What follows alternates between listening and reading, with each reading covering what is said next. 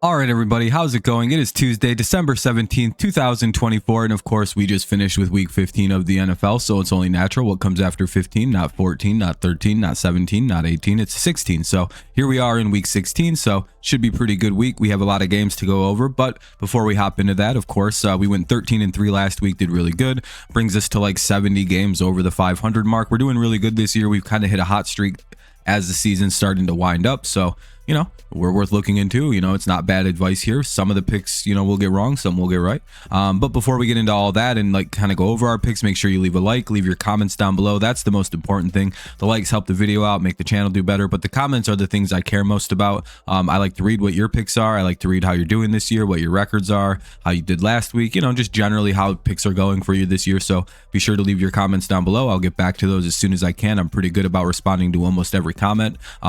Occasionally might miss one or two, but for the most part, we're pretty good about that. So hopefully, hold on, I just had to check. There we go. Just had to check something. I thought I nipped the cord. But yeah, so make sure you leave a like, subscribe, and leave your comments down below. Now let's get into our picks here. As we said, we went 13-3 last week. As you can see, all of our picks for the year. This wasn't our best week as we went 14-2 in week 13, but that brings us to 147-77. It looks like we're pretty safe on not hitting 100 losses this year. So that's pretty good. Hopefully we don't bomb here in 16, 17, and 18, get 10 wrong each week, and then have 107 losses. That would be pretty brutal. But yeah, burp for good luck. Let's hope that things stay pretty straightforward. Should have probably got rid of the bye week list because those have been done.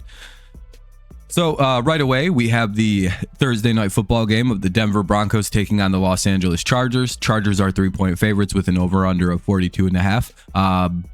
The Broncos are coming off a win. Chargers are coming off a tough 40-17 loss. The Broncos won 31-13, and they're kind of like the start of a bunch of teams winning by some score of 30-10. There was a lot of those this week. Keep track of those. 31-13 is the first one.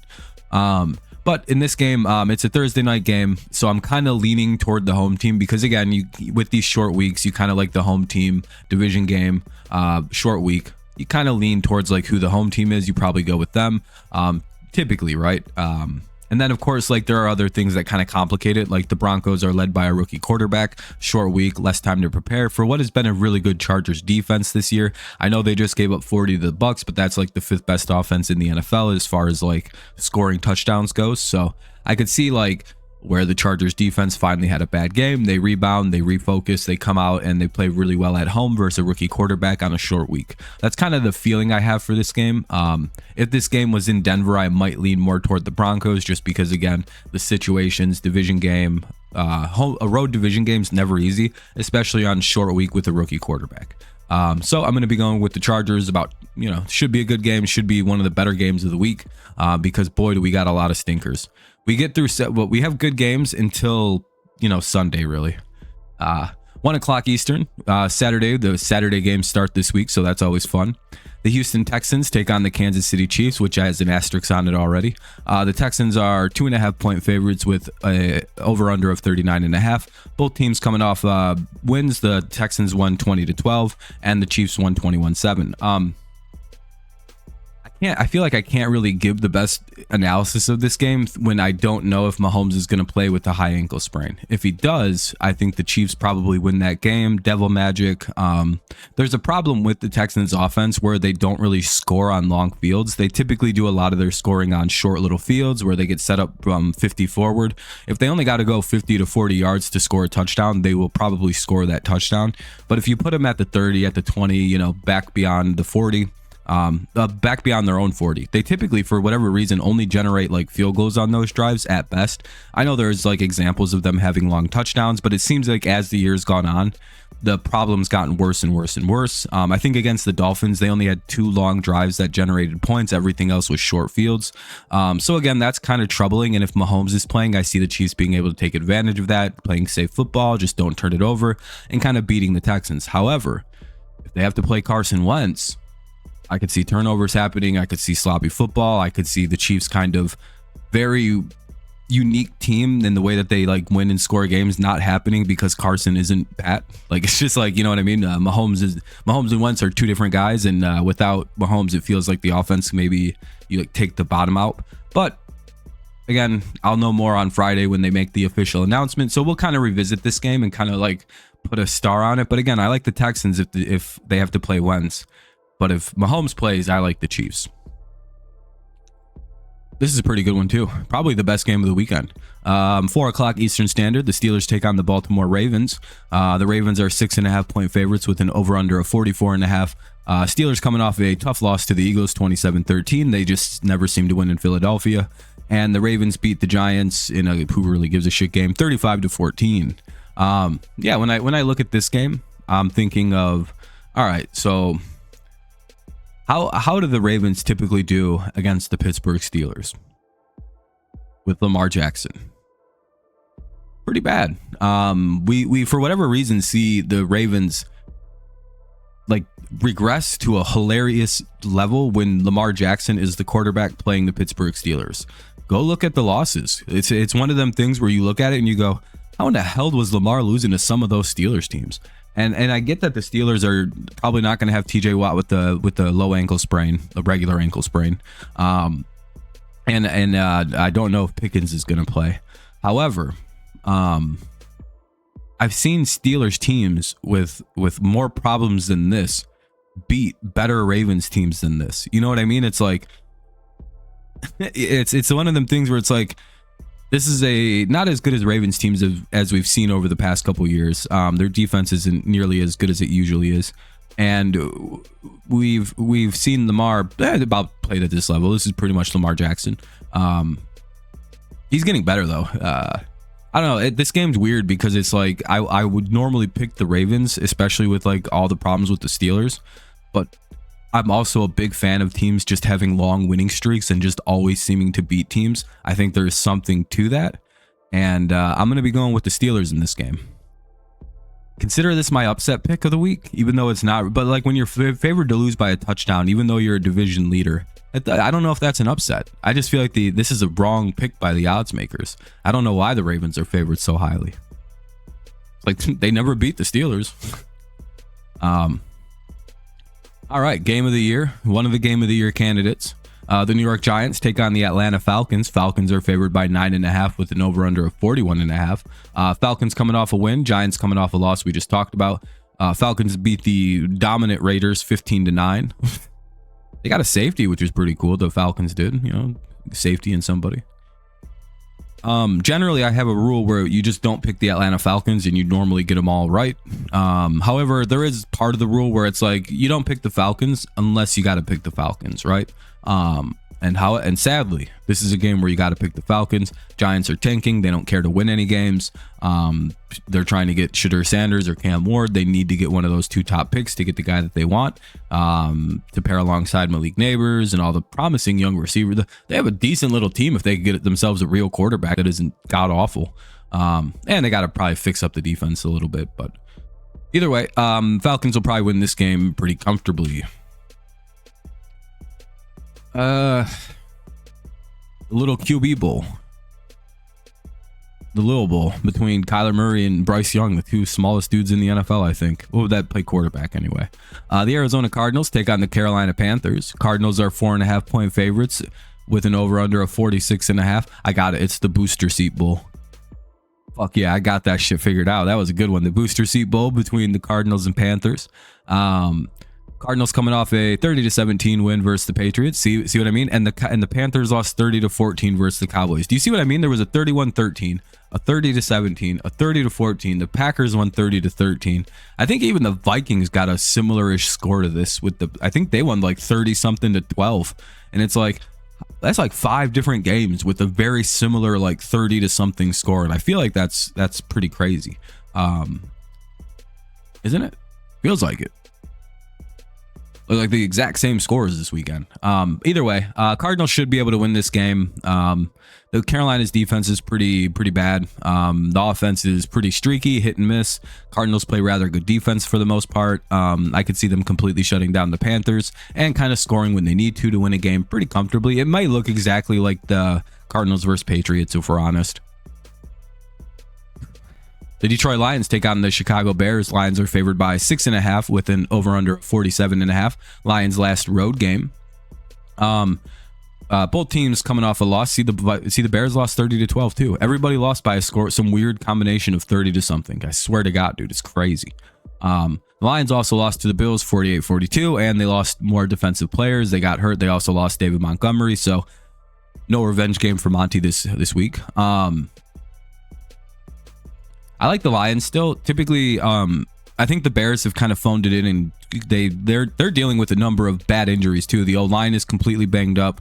They give Caleb almost no protection at this point. Again, the line's banged up. Receivers haven't really made much of a difference for the Bears this year. Everything's kind of out of whack. The running game is kind of good, but they can't really run that much because they're always trailing. Their defense is kind of inconsistent. It's pretty good, then it's pretty bad. It'll be good, bad. You know, it's all over the place. They have like a good corner, some good pieces, but mostly not great.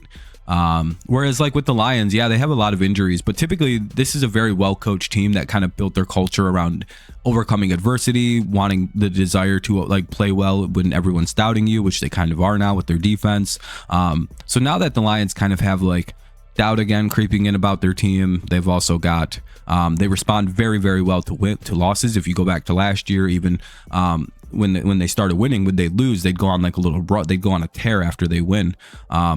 Or after they lose, they go on a tear. And again, because they respond well, they kind of look at what they do wrong, they adjust well, they kind of fix mistakes really quickly. So I'd imagine a team like Detroit comes out, rebounds, looks really sharp, looks really strong. Their defense may even look really good this week. Again, this is kind of a game where they need to come out and make like, we win. That's how the Lions got to approach this. Again, they all have the right mindset. You can hear it in the players. Not one of them is like frazzled, phased, even like flinching at this. They're not blinking.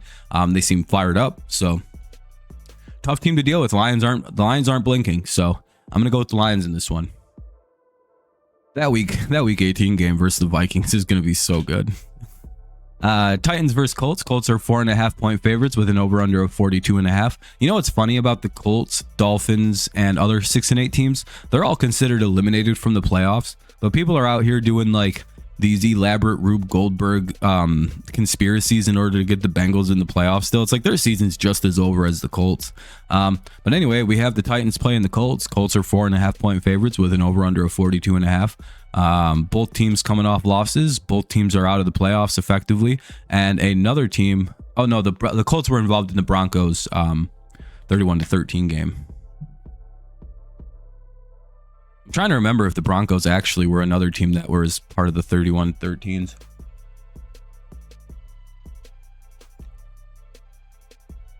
They were. See what I mean? There's a lot of games that ended with like a 31 or 13 type score.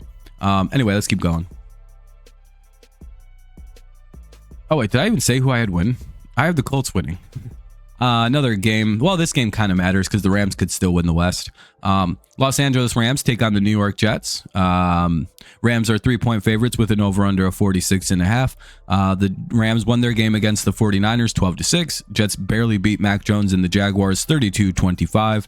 And yeah, basically because of that, I really like the Rams here. Again, I shouldn't really have to go over this, but because the Rams are a playoff team at this point and could win the division, you know, they're in play. So effectively, I like the Rams here because, again, I think offensively, they're going to be able to score at will, kind of on a Jets defense that seemingly has given up. They don't really seem to care anymore. They got kind of, Mac Jones had a really good game, had 25.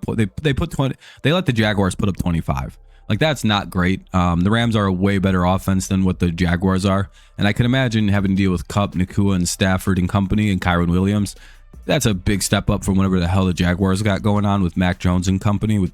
So, effectively, I'm going to have to go with the Rams here because, again, the Jets are kind of checked out. It'll be a good game, though. One of the only other good games of the weekend is the Eagles taking on the Commanders. Eagles are 3.5 point favorites with an over-under of 45.5. Eagles coming off a win, as we discussed, and the Commanders coming off a 1-point win versus the Saints. I like the Eagles here. Basically, the Eagles kind of have they're just a great team. Like, there's really not much. Like, it's all right. They've overcome their little passing woes. They had a really good passing performance there against one of the better defenses in the NFL. So that means something. It looks like they kind of are correcting their mistakes, starting to play more and more consistently good football week in and week out. They beat a very good team in the Steelers, so you like to see that. Really, I have nothing to take away from the Eagles right now. They're a healthy team. Things are looking pretty solid for them. They're playing good football. They're starting to kind of get over some of their earlier season, whatever the hell was going on with their passing game. So we'll see if they can keep it consistent. I think they will against a Commanders team that's very young, led by a rookie quarterback. Kind of probably a little nervous because they didn't look the greatest against the Saints. I think the pressure is starting to mount a little bit, and it's a good deal of pressure. Plus, I don't think the Commanders respond well to defenses right now. And again, I think the Eagles can kind of take advantage of the fact that you can kind of still trick Jaden Daniels. You know what I mean? Like, I see the Eagles being able to win this game. I think it'll be close though, because the Commanders are a decent team and it's going to be in Washington, but ultimately I'm going to go with the Eagles. Another two teams that are out of the playoffs. The Browns lost. The Bengals won their game. We've already talked about that. Bengals are 7-point favorites with an over-under of 48.5. I like the Bengals here. I think the Browns will be able to put up points on a very bad Bengals defense. But ultimately, I don't think the Browns defense has been consistent enough this year for me to say that they can shut the Bengals down and keep them out of the end zone. And the Bengals have been one of the top 5 offenses in football. I think they're number 4, which is very funny that they're 6-8. That's how bad their defense is, really. So again, I think defensively the Bengals let the Browns hang around, but I think ultimately the Bengals overcome and win the game pretty comfortably, because again, the Browns quarterback situation is in utter disarray too. All right, what do we got? 4:00 football. We got one of the better games of the weekend again. The Minnesota Vikings take on the Seattle Seahawks. Vikings are 3.5-point favorites with an over-under of 43.5. Both teams, the Vikings are coming off a win. Packers beat the Seahawks 30-13. See what I mean? All these scores. Surprisingly, this was a very tough one to do because of how similar the games were scored. It was like, but yeah, the Vikings, I have the Vikings winning this one, mainly because the Seahawks defensively have been pretty poor. They've been inconsistent, but they've been pretty bad for the most part of the year. They don't really play the best defense, which isn't, it is what it is. I can see the Vikings scoring pretty easily on them. And then also with Seattle, I'm not really sure if Geno's going to play. I know he's dealing with an injury, or he had an injury. So if he's not able to go, or if he's only playing at a certain capability, I could really see this becoming a problem for the Seahawks. The Vikings are kind of like, we can keep scoring and scoring and scoring. Their defense has been lights out lately too. So I don't really know if this is a good game for Seattle, especially with kind of like the way the season's kind of playing out for them. And yeah, I mean, it's a must win for the Seahawks. If they don't, they might fall out of the place in their division if the Rams win. But it's just kind of one of them things where you're like, it doesn't look good. Vikings, I think, might be too good of a team. All right, game of the century candidate. The New England Patriots take on the Buffalo Bills. Patriots coming off a tough 30-17 loss. Bills coming off a win versus the Lions. We've already discussed those games. Bills are favored by 14.5 with an over/under of 46.5. Who really cares about how this game's going to go? We're all very aware of how this game's going to play out. However, I do want to bring your attention to something very funny. You can take a second to pause the video, and when you pause it, I want you to go over to Twitter, go over to the Buffalo Bills Twitter, or go to Adam Schefter's Twitter, however you get your information for the NFL. Find the Bills outfit choice for Week 16 versus the Patriots. What does it remind you of? Just take a moment and find it. Actually, you know what? Screw it. We'll provide it to you this way. This is what the Bills uniforms are going to look like versus the New England Patriots this weekend. I know, pretty rare for me to cut away from the picks to show you something like this, but I just wanted you to see what they're wearing. Yeah, the Patriots wore those 2 weeks ago.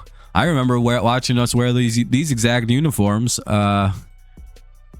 earlier this season. But anyway, that's beside the point. It is very, very, very funny to watch little bro do little bro things. He wants to be just like big bro, wants to wear his clothes, wants to dress just like him. Imitation is what the sincerest form of flattery, people say. So I'm honored, Buffalo. I'm glad you want to be the Buffalo division of the New England Patriots. We accept. We'll call you the New England Patriots Bills division. It's all good. Your success is our success now because you want to be just like us. It's cute. Enjoy your wins. Hopefully, maybe the Chiefs lose a couple more games so you don't have to go lose in Arrowhead again this year. Maybe you can lose in whatever the hell your stadium's named. I don't have to learn that stadium name because you guys don't have Super Bowls. Enjoy your win, though. You guys will beat us. But you're going to be dressed just like us, trying to be like us. So, a little weird. Anyway, the Jaguars play the Raiders. I went a little long on that because I knew what the... by the way, Bills fans, you're having a great season. Josh Allen should be the MVP. I'm just taking the piss. Raiders and Jaguars. I have the Jaguars winning. I don't fucking care about this game. The San Francisco 49ers take on the Miami Dolphins. Dolphins are 1.5 point favorites with an over-under of 45.5. Both teams are effectively out of the playoffs. I like the 49ers to win this game because I like Shanahan versus one of his former coordinators. He's going to kind of know how McDaniels thinks. He's going to be able to plan against it. I don't necessarily know if the Dolphins are going to be ready for the 49ers in a similar way. So that gives the 49ers a slight edge in a game where I feel like both teams are like weirdly equal. I just think the Dolphins also have a curse in December. And I also think the Dolphins have more severe problems than the 49ers do. So give me the 49ers. What do we got here? Tampa Bay taking on the Cowboys. Buccaneers are favored by 3.5. Bucks coming off a win, so are the Cowboys. So what I see is the problem is I know the Cowboys have been playing better. Like they've been playing better defense lately. They've been playing better offense lately.